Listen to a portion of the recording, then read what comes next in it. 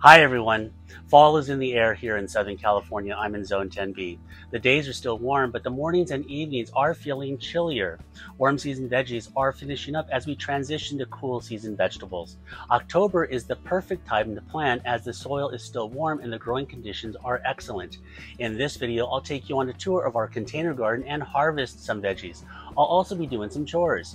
I'll take apart and store the tomato trellis and bitter melon cage. I'll show you how to divide and repot nursery vegetable plants. And I'll rearrange the containers as the position of the sunlight is changing. We would love to hear from you in the comments about any connections you have as you watch this video. If you get anything out of the video, please consider liking, sharing, and subscribing to our channel. We would really appreciate it. Okay, let's go ahead and get started. Let's take a look at these plants that I picked up at the garden center.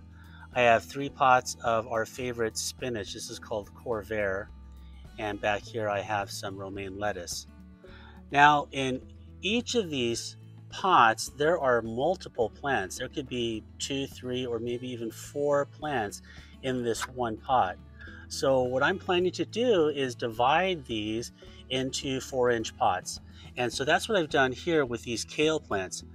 These Dinosaur kale came just like the spinach, and I separated each of these plants by teasing them out and then repotting them into these 4-inch pots. And let's take a look at the bottom. As you can see, they've taken. So I'm going to plant these today, and I'm going to divide and transplant these spinach plants into 4-inch pots. The first thing I like to do when repotting transplants is to add water to the potting mix and then mix it in really thorough. This breaks up the clumps in the potting soil. More importantly, it distributes water throughout the potting mix. Sometimes the potting mix can get dry and it doesn't absorb the water as readily as you would like. So by pre-moistening the potting soil, it gives your transplants plenty of moisture to get started.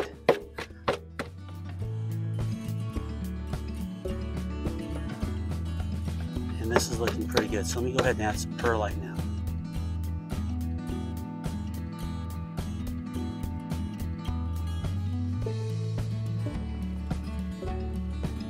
So let's take a look at this. So you can see that the soil clumps together, but then it falls apart very easily. So that looks perfect. All right, now to divide this spinach plant, I'm going to carefully take it out of the pot. Okay, so there you can see all the roots. And I'm going to pull away the soil at the top so that I can see exactly how many plants I'm working with here. So I'm seeing at least 3 in there. Okay. And I will then slowly and carefully start to pull the plants apart. This is a very slow process, so you just have to be patient. They will come as long as you do it really slowly and carefully. Okay, this one is free. So there's one plant there. Set that aside. Okay, now it's important that once you have these plants divided, to transplant them right away. So here I have some 4-inch pots. Place some soil, and you can use what was in the pot to begin with that you just took out, including those roots. That looks just fine. So add that to your 4-inch pot.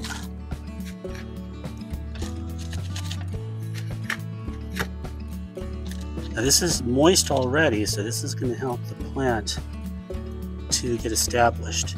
So I'm going to put what's left of the roots into the pot, Drop the plant into the pot and then fill it up with this moist soil.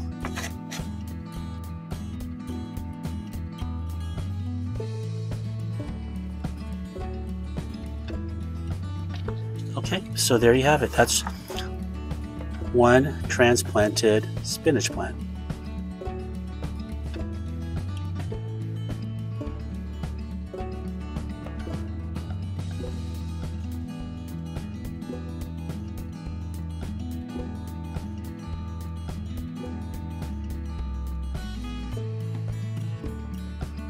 All right, we're all done. Out of those 3 nursery pots, I was able to transplant out 8 Corvair spinach plants into these 4-inch pots and 2 romaine lettuce plants. So I'm going to add some water to the bottom of this tray.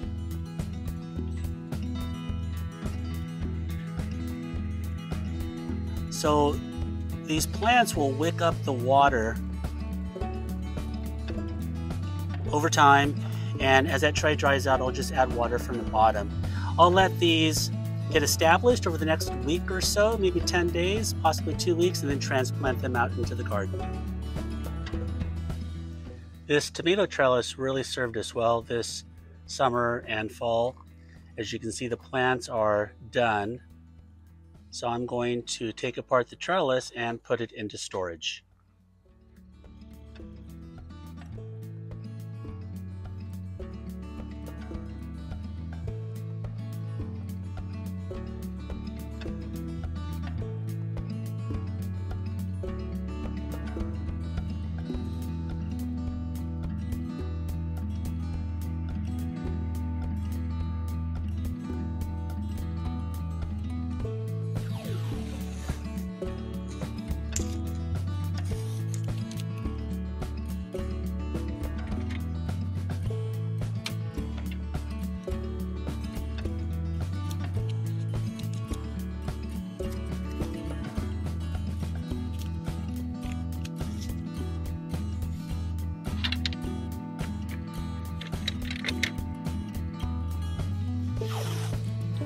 All right, the tomato trellis is taken down, all the pieces are wrapped up, and it's ready to go into storage.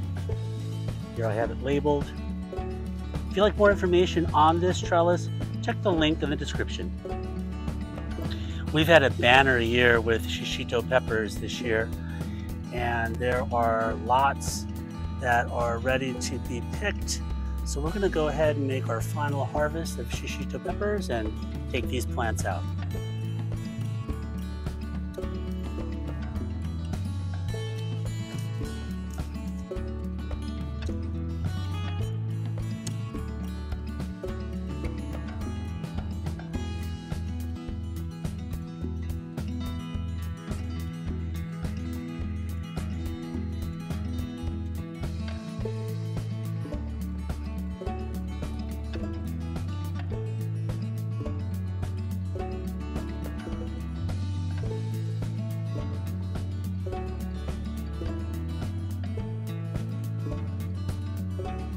As the days get shorter in the fall and winter, less and less of my garden area will have sunlight. In fact, you can see the shadow being cast right here on some of these pots. And that's caused by the sun dropping lower on the horizon. And my neighbor's garage casts a shadow, and that gets bigger and bigger during the course of the fall and winter time. So in the winter time, about half of this area, actually less than half of this area, will have sunlight. So I'm going to have to shift my containers over towards the sunlight, and that's one of the beauties of having a container garden. You can move your containers to any configuration you want to suit your needs.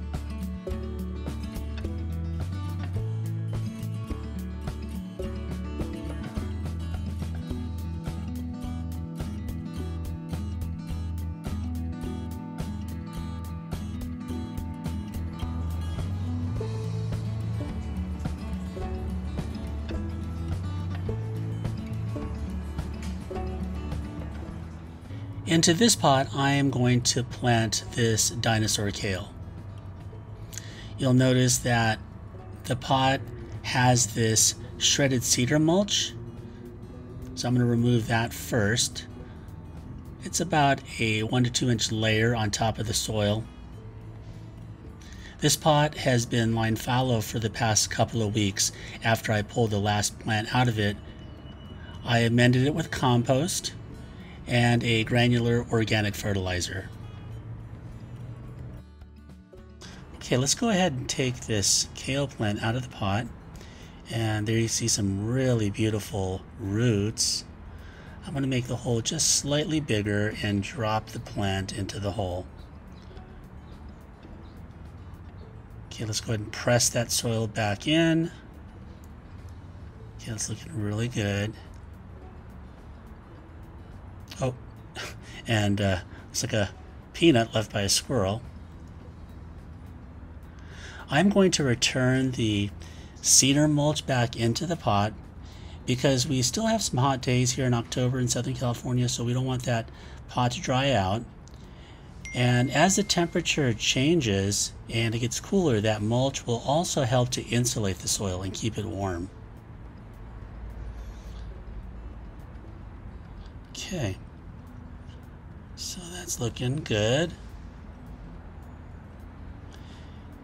And let's go ahead and just take the original label and place it into the pot. All right, kale's good to go. In these 2 grow bags, I have Satsuma sweet potatoes, and I think we're going to probably let these go for another month or so.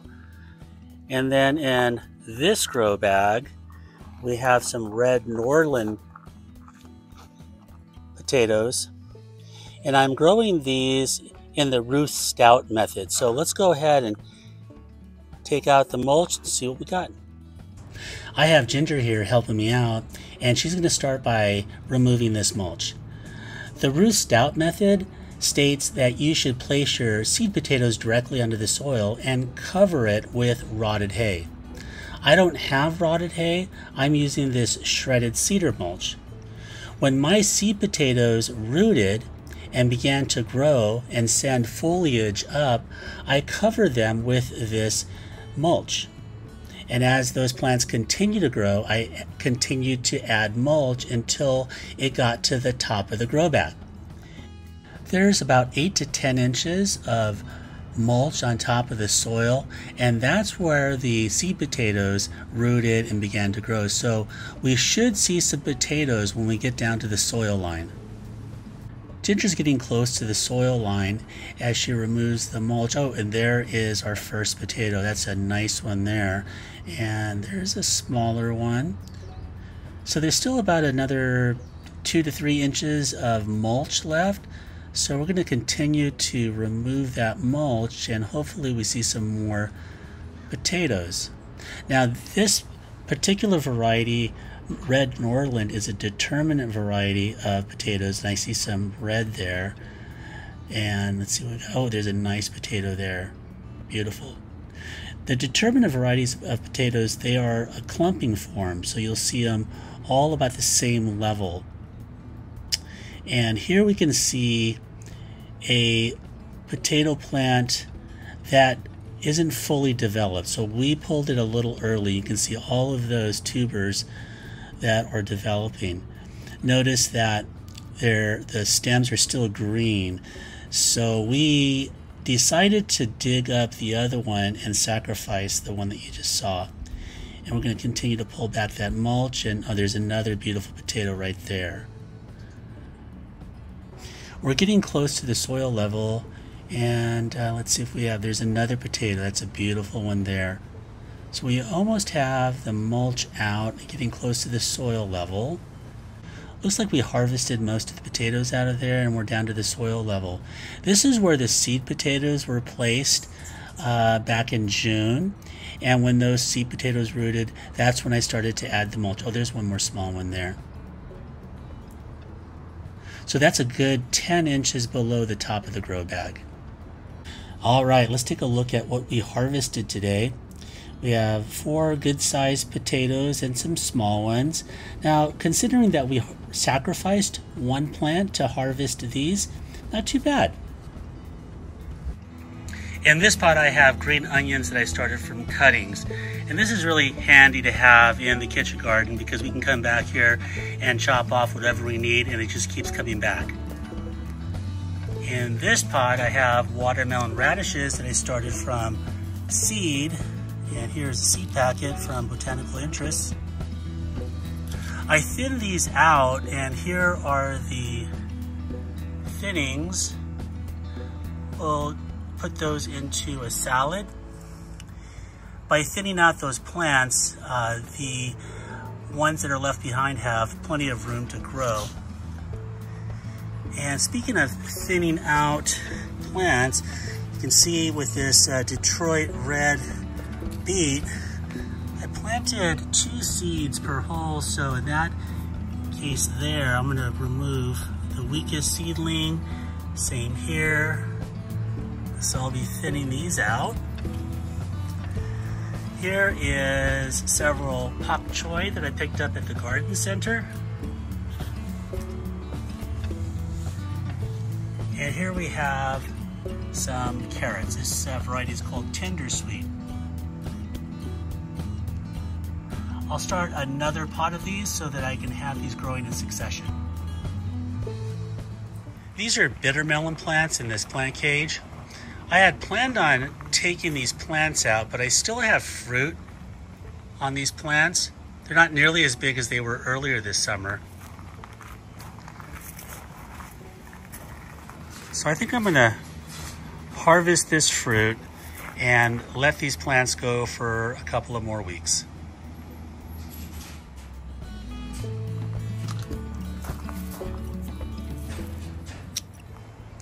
In this pot, I have kabu, which is a Japanese turnip. Let me show you what the seed packet looks like. Picked up these seeds from the Japanese market. I sowed these seeds in late September, and they're just getting started. Here is the Dinosaur kale that I planted earlier. I have 2 pots of this broccoli. It is called Artwork. And I was drawn to this because apparently it doesn't form one big head, but a series of smaller heads that you can pick continuously. So I'm looking forward to trying this. And back here in this pot, I have Daikon radishes. Again, these seeds came from Japan. Really impressed because every single one of these seeds germinated. And on the back wall, I have a Thai pepper plant, mint, and English thyme.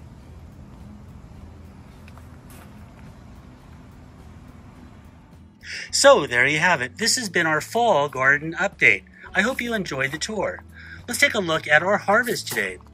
We have red Norland potatoes, bitter melon, Shishito peppers, and the thinnings from our radishes. Please consider liking and sharing this video with people that you know.